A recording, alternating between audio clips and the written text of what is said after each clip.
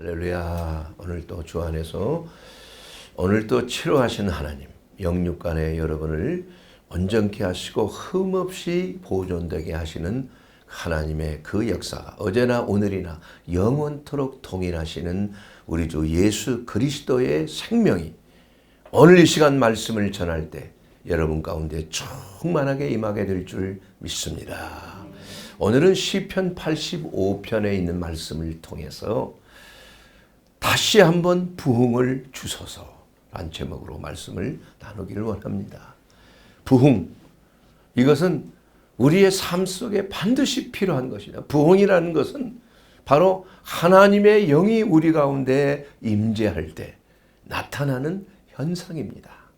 오늘 이 시편 85편은 바벨론의 포로 생활을 통해서 그야말로 깨어지고 쪼개어지고 자존심도 깨어지고 하나님에 대한 그 갈급한 심령, 이런 것이 진심으로 하나님을 찬양하는 찬양조차도 거부하게 되는 그야말로 낙심과 좌절의 삶의 현장 속에서 과거에 우리가 마귀의 포로된 삶, 애굽에서의 삶과 같은 그러한 노예적인 그러한 삶을 살 때처럼 이스라엘 백성, 이 유다 백성들이 그야말로 80년 동안의 이 포로 생활, 1차, 2차 느헤미야가 이제 마지막으로 예루살렘에 귀환할 때까지 80여 년이라는 그 핍박과 서름의 세월 속에서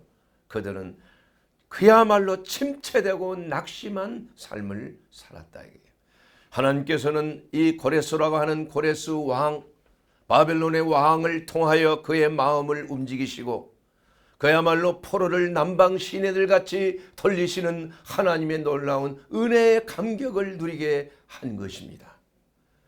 그러므로 그들은 그야말로 감격 속에 80년 만에 그들은 완전히 귀국을 했지만은 그러나 그들이 경험한 예루살렘의 그 형편은 그야말로 슬프고 놀랍고 희망이 없는 그야말로 비참한 그 파괴된 도성의 모습을 보고 그들은 울며 불며 눈물을 흘리면서 하나님 앞에 나아가 기도하기를 시작한 것입니다. 낙심과 좌절 속에서 누가 도대체 이 파괴된 성을 다시 한번 재건할 수 있을까? 그들은 이러한 삶 속에서 과거에 그들에게 베풀어 주셨던 하나님의 은혜를 생각하면서 다시 한번 부흥의 역사가 일어나게 하옵소서. 이 유다 신하 백성들이 마치 남방의 시내들을 돌림과 같이 포로를 돌이키신 하나님, 우리의 입에는 찬양과 우리의 혀에는 하나님을 찬양하는 노래가 가득 찼다 이거예요. 울며 씨를 뿌리며 나아가는 자에게는 기쁨으로 단을 거두고 돌아오리로다 하는 그 시편의 말씀처럼 그야말로 이스라엘 백성들에게는 부흥이 필요했다. 이게 부흥. 그래서 이 시편 85편이 영적인 침체 속에서 어찌할 바를 모르는 인생들에게 지금 현재 우리나라의 현실, 역병 속에서 코로나 속에서 그야말로 정치적인 희망이 보이지 않는 당파 싸움 속에서 과거의 조선 사람들이 그토록 당파 싸움 하더니 일본의 침략을 받고 철저하게 정말 애꿎은 죄 없는 백성들이 희생을 당한 걸 보면서 우리는 이러한 침체적인 상황 속에서 어떻게 돌파구를 찾을 것인가? 여기에 대한 오늘 메시지가 우리에게 있는 것입니다. 사랑하는 여러분, 영적인 침체라는 게 무엇입니까? 잘 이해가 되지 않습니다. 영적인 기능이 무엇입니까? 그래서 영적인 침체라는 것은 바로 영적으로 잠을 자고 있는 상태를 말합니다. 다운되어 있는 거예요. 자, 그러면 영적으로 다운됐다는 말은 무슨 말인가? 침체됐다는 말은 무슨 말? 아주 물속에 쫙 가라앉았다는 얘기, 침수했다는 것입니다. 그건 무슨 말입니까, 여러분? 한마디로 말하면 영적인 기능이 상실됐다는 거예요. 여러분, 우리가 데살로니가전서 5장 23절에 분명하게 너희의 영과 혼과 몸이 그리스도 예수의 그날까지 흠없이 보존되기를 원하노라 하시면서 우리의 영과 혼과 몸에 대한 우리 전 인격에 대해서 분명하게 구분을 하고 있습니다. 물론 영과 혼과 몸은 뗄래야 뗄 수 없는 하나의 유기체로 연합하고 있는 것이지요.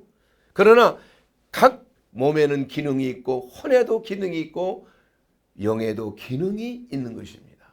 자, 육체의 기능은 무엇입니까? 몸의 기능은 우선은 먹어야 사는 거 아니에요? 좋은 공기를 마셔야 사는 거 아닙니까? 잠을 잘 자야 되는 거 아닙니까? 그리고 육체의 기능은 운행하고 구동하는 움직이는 기능이 있지 않습니까? 여러분 이곳에 모일 수 있는 것은 여러분의 육체가 건강해서 모인 거예요. 오고 싶어도 움직이지 못해서 오는 사람들이 많이 있다는 것이에요. 그러므로 여러분의 육체가 건강한 것, 건강한 근육과 뼈관절과 오장육부를 가지고 있는 것, 이것은 몸적인 건강, 하나님의 생명이 풍성하게 여러분에게 부여됐기 때문에 건강해서 이곳에 오실 수 있는 것입니다. 여러분 혼의 기능도 또 있잖아요. 혼이라는 게 뭡니까? 혼이라는 건 그 기능이 지적인 걸 말하는 거예요. 지성, 그리고 감성, 기분, 이런 것이 혼적인 기능이에요. 그리고 의지, 내가 이렇게 하겠다 하고 하는 의지, 내가 오늘 교회에 가겠다 하는 의지, 또 오늘 좋은 사람 약속이 있는데 교회 가기가 힘든데 목사님 이번엔 좀 못 나가겠습니다. 예? 그 뭐라고 하겠어요? 내가 그 오라 그러면 기분 나빠할 것이고 오지 말라고 하면 하나님이 또 기분 나빠하실 거고. 말을 못 하겠어. 그런 말을 아예 묻지도 마세요. 답이 없어, 답이. 예. 이와 같이 이 의지를 따라서 우리의 인생이 결정되는 거야. 무엇을 선택하느냐야, 여러분.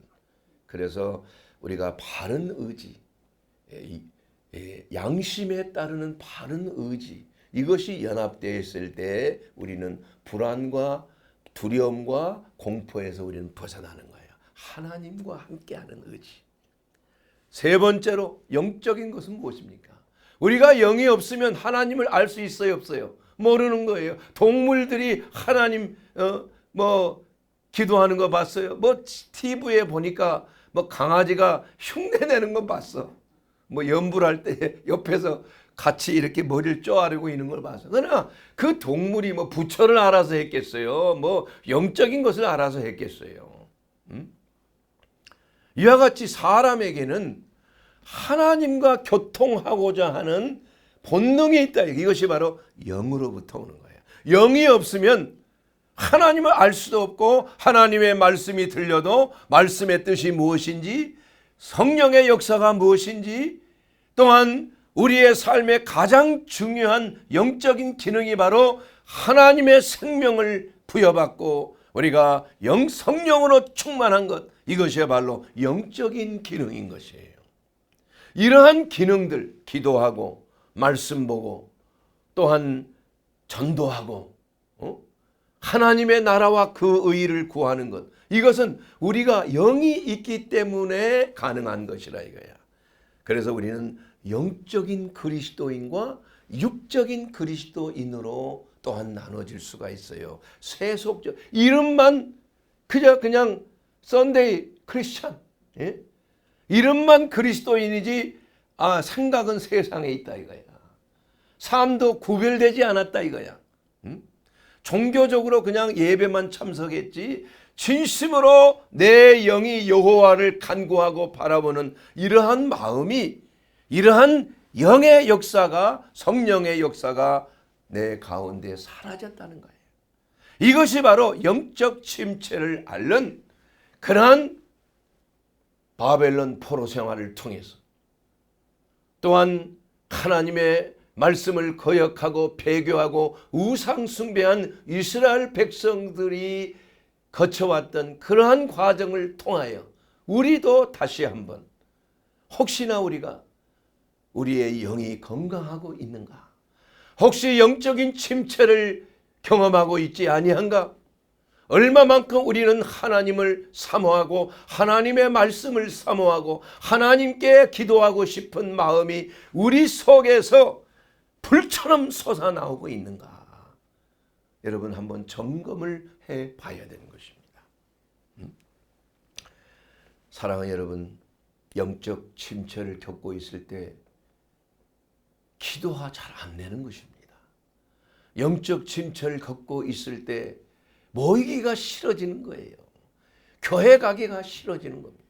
영적 침체를 겪고 있을 때 하나님의 말씀에 대한 갈급한 심령이 사라져 있다. 자, 여러분의 마음은 어떻습니까?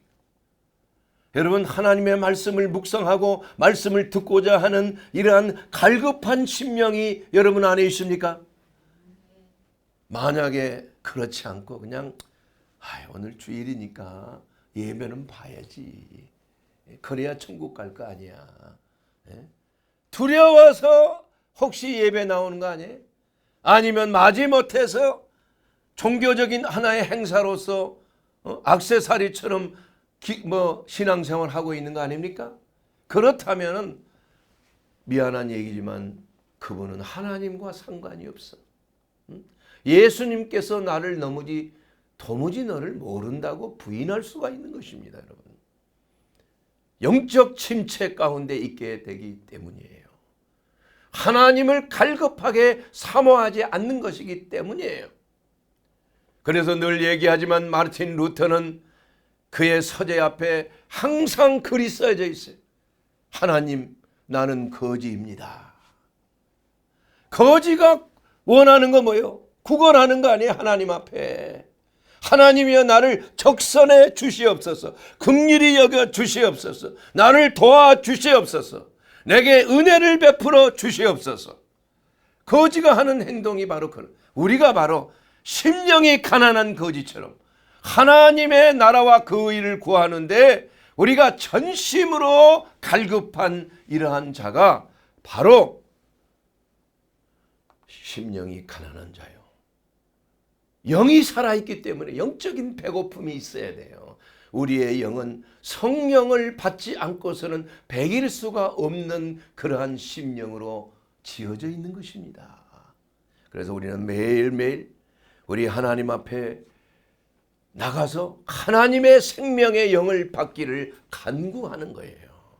하나님 앞에 진심으로 내 마음을 찢으면서 상한 심령으로 깨어진 심령으로 하나님 앞에 나아갈 때 하나님께서는 성령의 불로 연락하시고 태워주시고 인도해 주실 것입니다. 그리고 지성소에 들어가서 하나님의 말씀이 들려지는 것이에요. 자, 그렇다면 여러분, 나는 이상하게 그렇게 갈급하게 기도하고 싶은 마음이 없어요. 뭔가 영적으로 고장이 난 거예요. 너무 세상에 취해 있는 거예요. 하나님의 성령에 취해 있어야 되는데 술에 취해 있는 거예요. 술 취하지 말라. 이는 방탕한 것이니 오직 성령으로 충만함을 받으라.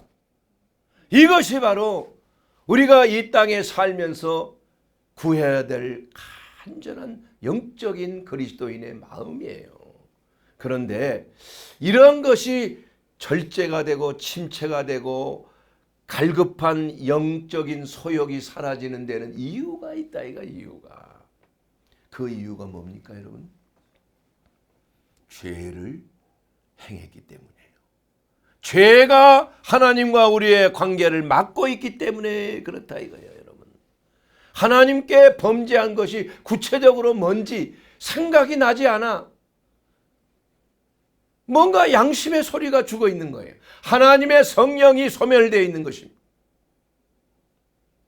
들리지가 않아, 하나님의 소리가. 이것은 바로 범죄했을 때 아담이 선악과를 따먹지 말라고 한 하나님의 그 명령에 불순종하여 선악과를 따먹었을 때에 다시 그것이 바로 범죄하였을 때 그에게 나타난 현상이 우리에게도 동일하게 나타나고 있는 것이에요. 여러분, 아담이 범죄했을 때 어떤 현상이 있었습니까? 자기가 벗은 몸이 보여지기 시작한 거예요. 부끄러워진 겁니다, 여러분. 여러분, 사람이 범죄하면은 부끄러워진다니까, 자기 자신이. 자, 부끄러우면 어떻게 합니까? 부끄러운 곳을 가리려고 하잖아요. 그게 인간의 인본주의로서 자기 자신의 치부를 누구에게나 주신 양심이라고 하는 그러한 가책을 통해서 부끄러운 것이 드러나는 것입니다, 여러분. 너는 양심도 없냐?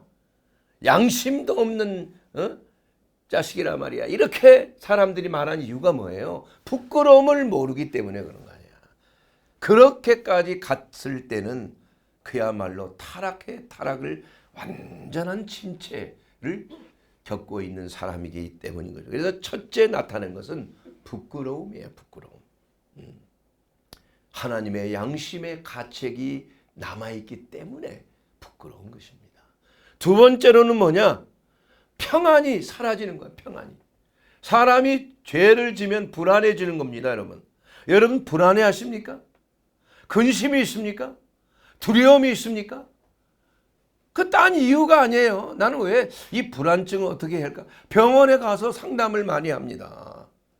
그러나 의사가 여러분에 대해서 그 불안의 가장 근원적인 이유를 설명할 수 있을까요?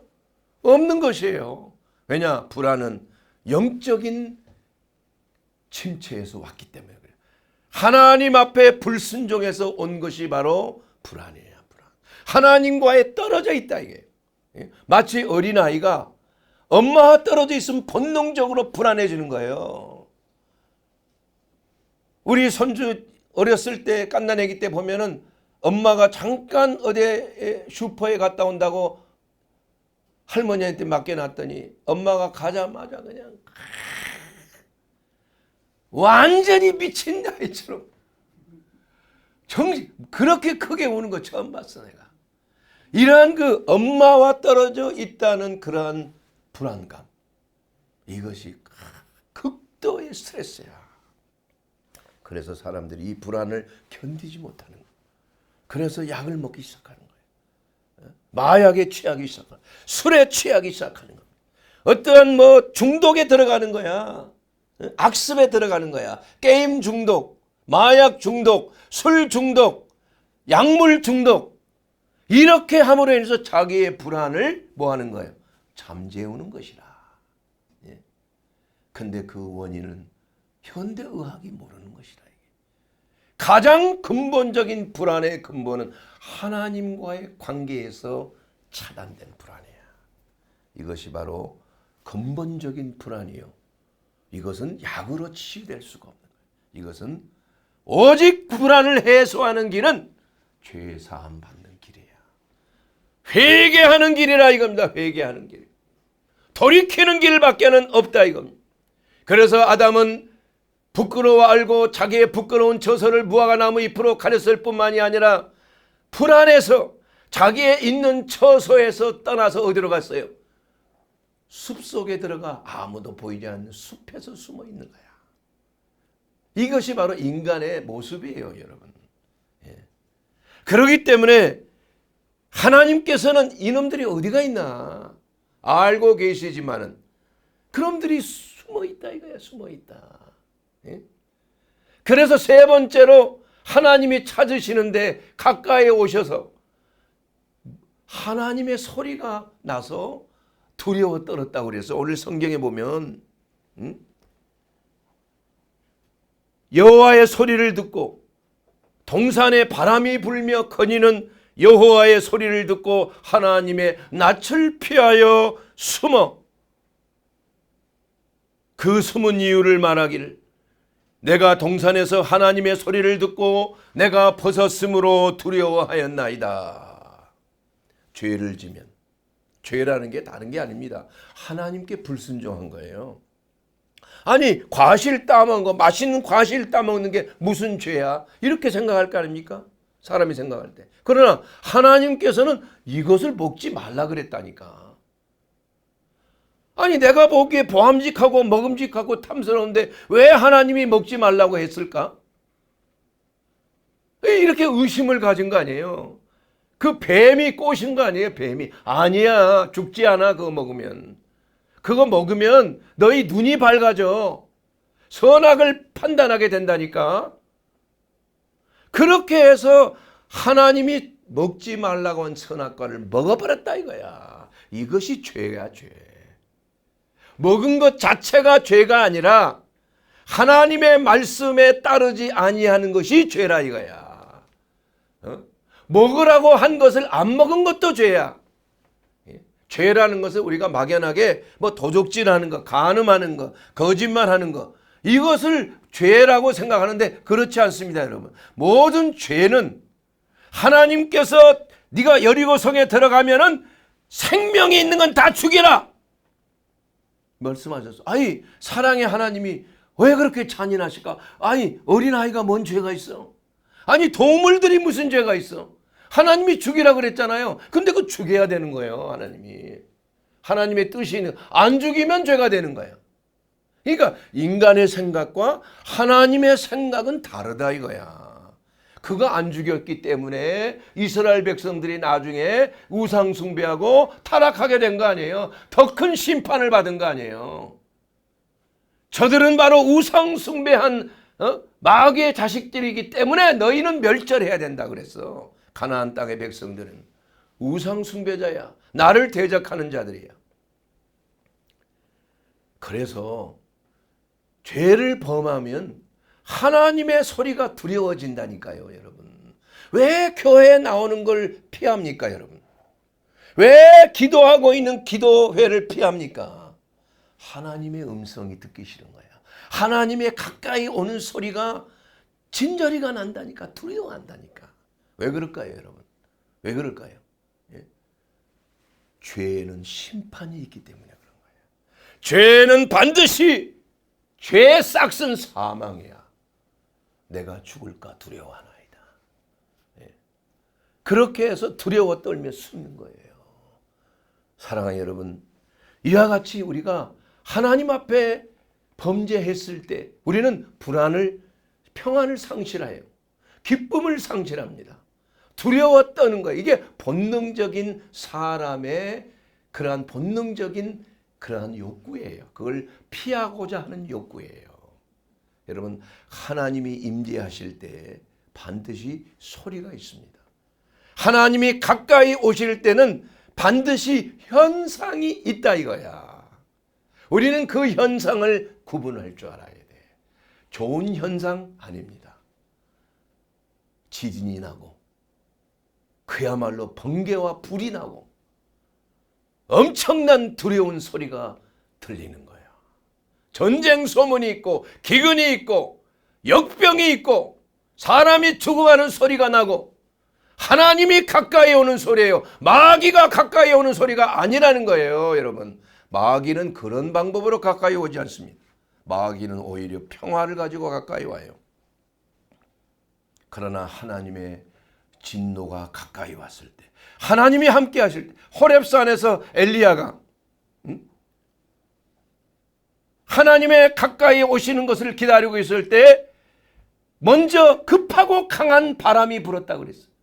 그리고 번개와 우레와 불이 났다고 그랬어요.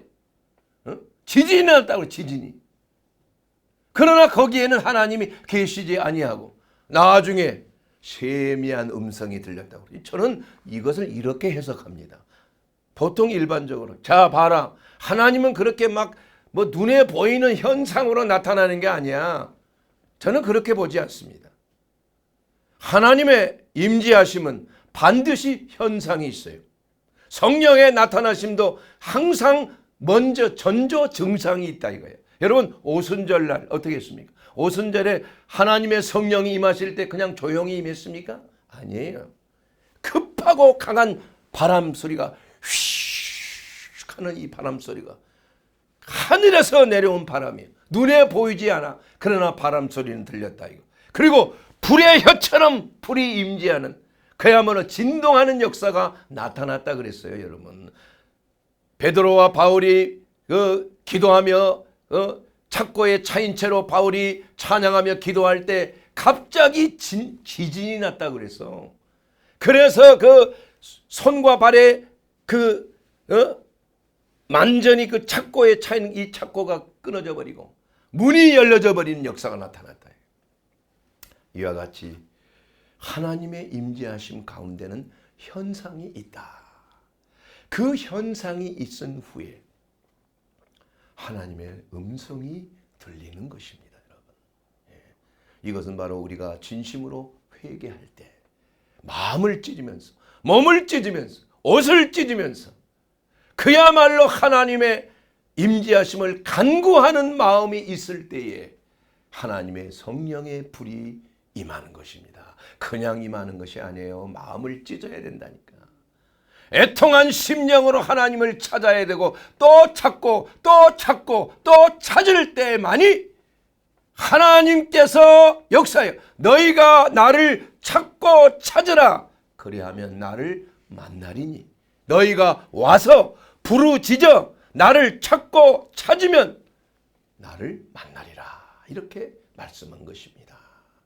사랑하는 여러분, 이와 같이 하나님의 임재하심이 나타나기 위해서는 우리가 해야 될 일이 있는 것이에요. 하나님의 임재하심은 바로 부흥의 역사예요. 여러분의 삶 속에 하나님의 성령이 역사하기 위해서는 반드시 죄 문제를 해결하는 회개의 역사가 나타나야 된다는 거예요. 죄 없는 구원은 있을 수가 없어요. 죄 회개가 없는 구원. 사람들은 그저 예수 믿으면 죄 사함 받고 구원받습니다. 그건 가짜 복음이야. 그건. 구원이라는 건 그렇게 임하지는 않는 거예요, 여러분. 구원이라는 것은 반드시 과정이 있어요. 죽음에 넘겨지는 과정이 있어. 부활에도 마찬가지예요. 내 자신이 십자가에 넘겨지는 애통해 하는 마음이 있어야 하는 거예요. 울고 불며 하나님 앞에 회개하고 마음을 찢는 그러한 과정이 반드시 수반된다니까요. 그렇게 쉽게 되는 게 아닙니다, 여러분. 믿는다는 건 그게 믿음이 아니에요. 그래서 예수님께서도 뭐라고 말씀하셨어요? 회개하라 그랬잖아요. 천국에 가까워왔다. 이것이 예수님의 가장 첫 일성이야. 요한도 그래요. 예수님도 마찬가지예요. 제자들도 마찬가지예요. 우리의 신앙의 선배들도 마찬가지예요. 하나님 앞에 마음을 찢었다니까. 그랬을 때에 하나님의 성령이 임한 거야. 그리고 새 사람이 되어서 거듭나서 이제는 그리스도의 증인이 되라는 거예요. 이것이 바로 진정한 하나님의 역사가 되는 줄로 믿습니다. 그렇기 때문에 우리는 하나님께서 우리에게 주시는 영적인 부흥의 첫째는 뭐냐?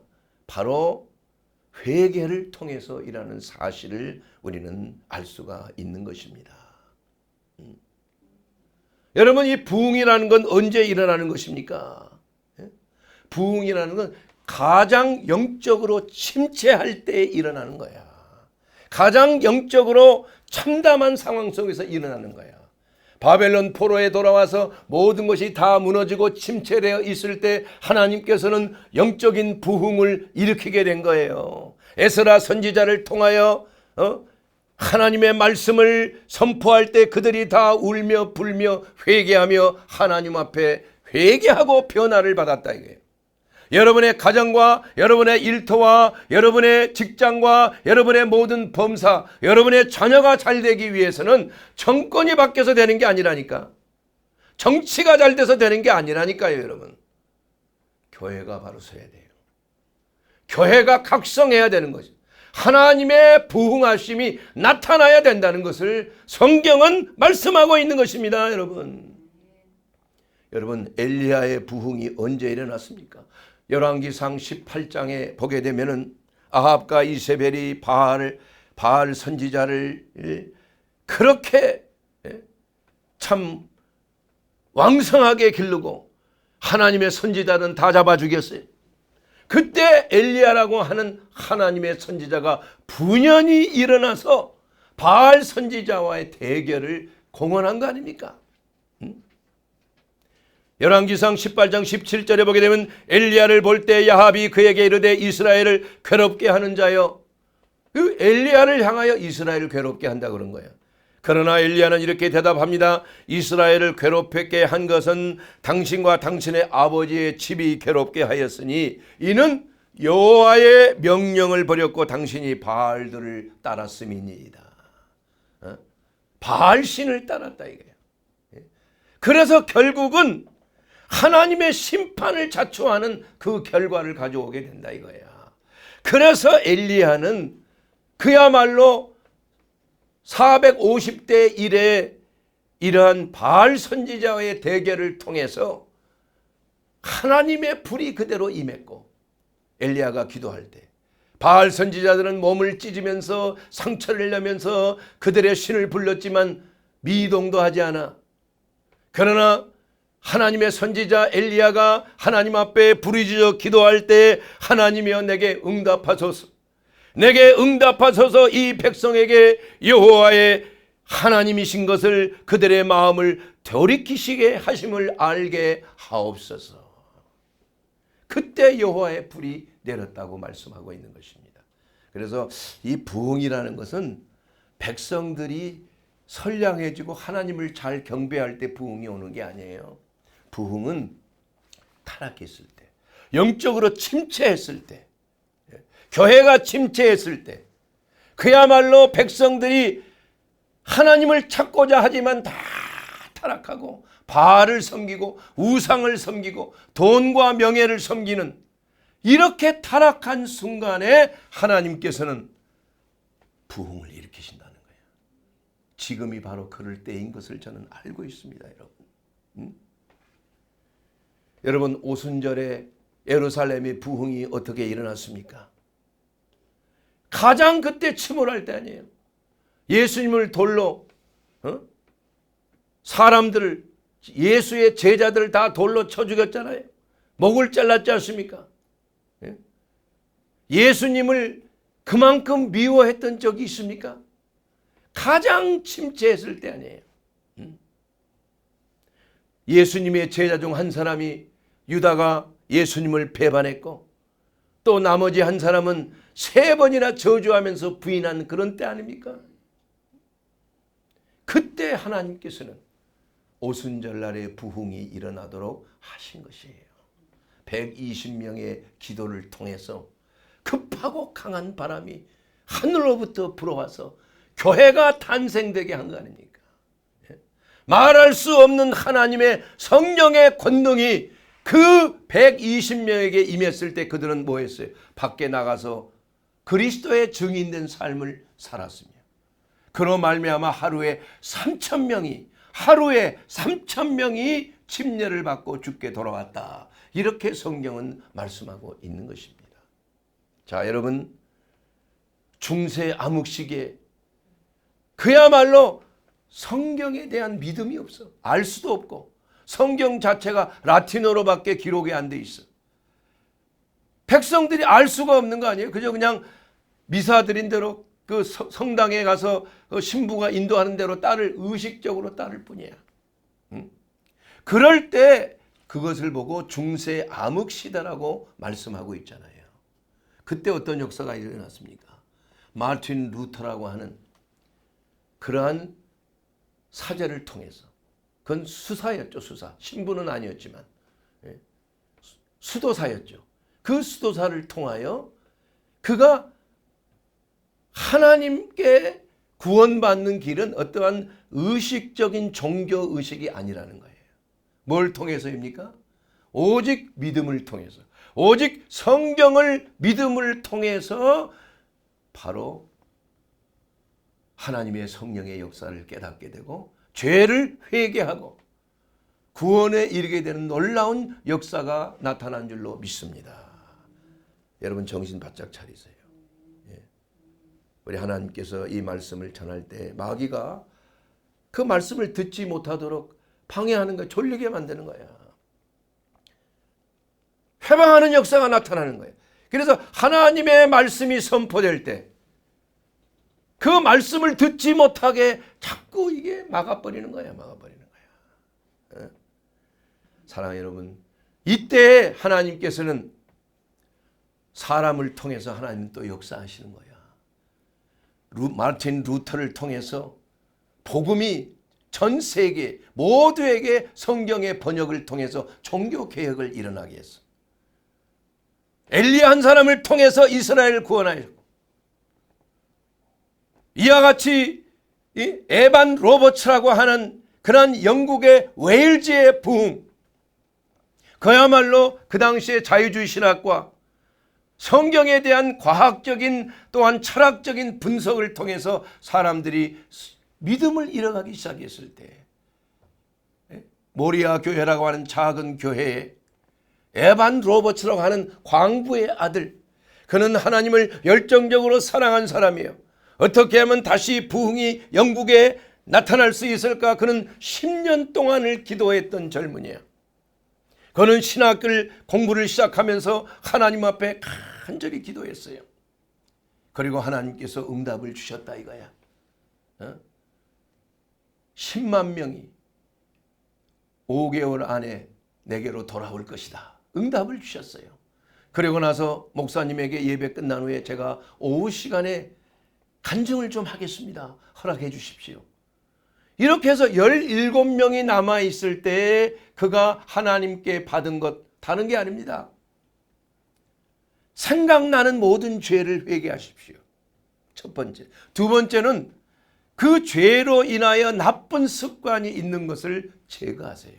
다시는 그 습관이 살아나지 아니하도록 철저하게 그 습관을 버리십시오.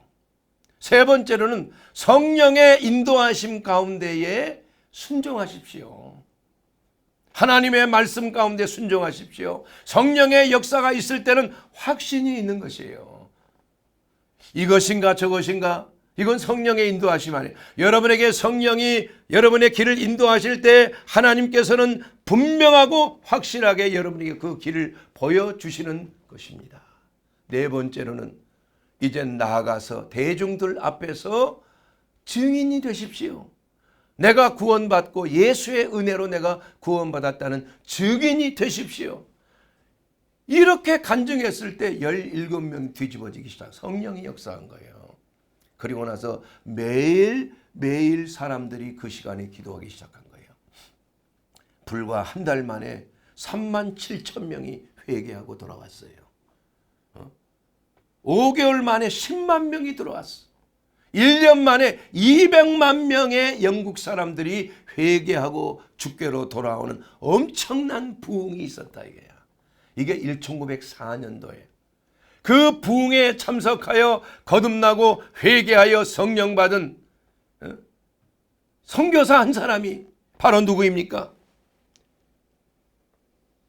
그 사람은 하워드 존스턴 선교사라고 하는 사람이 1907년도에 장대현 교회에서 사경회를 통하여 이 웨일즈의 부흥, 에반 로버츠의 부흥에 대해서 그가 간증하고 설교했을 때 그때 그 웨일즈의 불이 장대현 교회로 옮겨온 거 아니에요. 그래서 영적 대각성이 1907년도 장대현 교회에서 일어나게 된 것이 첫 번째 어떤 역사냐? 죄를 회개함으로 길선주 장로가 나중에 목사님이 됐습니다마는 길선주 장로가 과부의 돈을 떼먹은 것에 대해서 사람들에게 내가 죄인이라는 것을 고백한 거야. 그러자 그 말을 듣고 갑자기 성령의 역사가 임한 거야. 회개의 영의 역사가 일어난 거 아니에요. 그래서 너도 나도 일어나서 울며 불며 내가 마누라를 폭행했습니다. 내가 술 주정뱅이였습니다. 내가 나무 돈을 도적질했습니다. 그렇게 해서 그냥 온 교회가 눈물바다 회개의 바다가 되고 만 거예요. 그때 하나님의 권능의 역사가 처음으로 우리 한국 교회에 일어나게 되었고 그때 일어난 성령의 역사가 바로 지금까지 그때 은혜 받았던 사람들이 남한에 내려와서 교회를 세우고 그때 그 불이 우리 남한의 1000만 기독교인이라는 놀라운 기독교의 역사상 없는 그런 놀라운 역사가 일어나게 된 거 아니겠습니까? 사랑하는 여러분, 오늘 복음의 이 말씀의 핵심은 다른 게 아닙니다. 우리는 하나님 앞에 범죄하고 타락한 거에 대해서 하나님의 심판을 매우 두려워합니다. 그러나 하나님은 심판하기 전에 먼저 부흥을 일으키신다는 걸 알아야 되는 것입니다. 요나 한 사람을 통해서 니느웨 백성들이 3일 동안 옷을 찢으며 금식하며 부흥했을 때 그 재난은 떠나갔다 이겁니다. 하나님께서 그 재난을 면하여 주신 거예요. 이제 우리 한국교회도 다시 한번 1907년도에 일어났던 장대한 교회의 부흥이 다시 한번 재현되기를 원하는 것입니다. 그 재현은 무엇을 통해서입니까? 우리 자신을 다시 한번 돌이켜보면서 하나님 앞에 범죄한 것을 회개하는 것부터 시작해야 되는 줄로 믿습니다. 이것이 바로 우리 한국교회를 다시 한번 일으켜 세우고 민족의 복음화를 일으킬 수 있는 유일한 길이 되는 것입니다. 내가 먼저 하나님 앞에 통해 자복하며 회개할 때 하나님께서는 우리 교회를 부흥시켜 주실 것입니다. 회개의 영으로 다시 한번 새롭게 하실 것입니다. 그것이 불처럼 일어나서 이제는 우리 한국교회 전체 다시 한번 회개의 영으로 충만케 하사 부흥의 불로 응답해 주실 줄로 믿습니다.